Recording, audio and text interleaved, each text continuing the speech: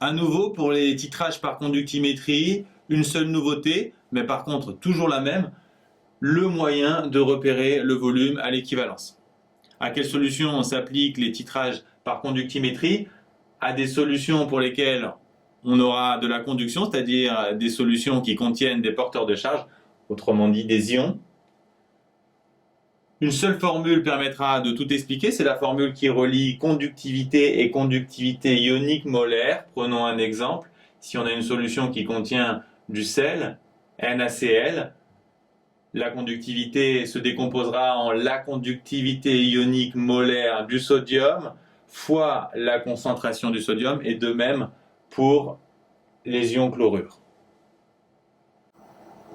L'unité de la conductivité, c'est des Siemens par mètre, et les unités des conductivités ioniques molaires sont encore plus impressionnantes, Siemens fois mètre carré par mol moins 1. Mais surtout, ce que vous devez savoir, c'est déterminer le volume à l'équivalence. Et c'est très simple, c'est tout simplement le point où il y a changement de pente.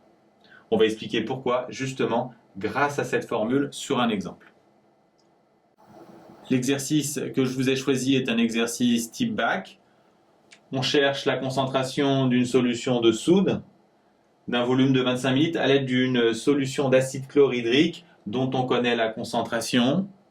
On nous donne la réaction de titrage et on nous demande pour commencer d'expliquer l'allure de la courbe de la conductivité en fonction du volume d'acide chlorhydrique versé.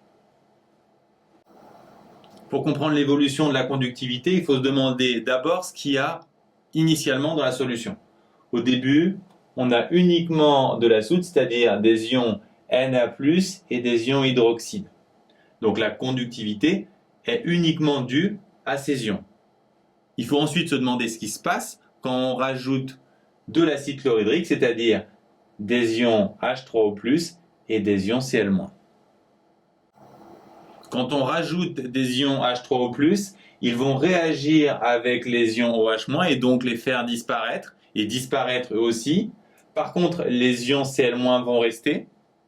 Ce qui est essentiel ensuite à observer, c'est que les ions Cl- ont une conductivité plus faible que les ions OH- qu'ils remplacent en quelque sorte, et donc globalement, la conductivité, pour toutes ces raisons, va décroître.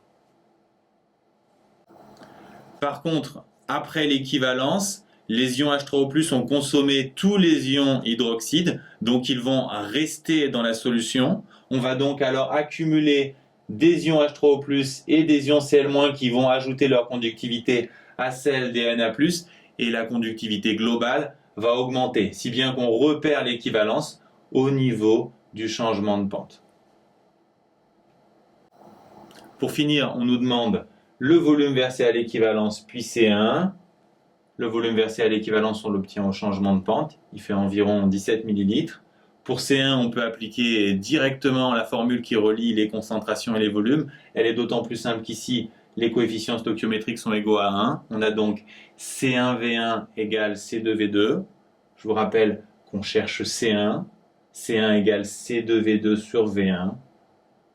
On peut faire l'application numérique et après simplification, on va trouver 6,8 millimoles par litre.